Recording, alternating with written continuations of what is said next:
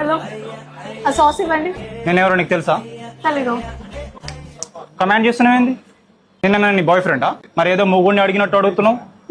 నువ్వే తీసుకో. ఆ సాస్ ఇంకోటి ఇంకోటి.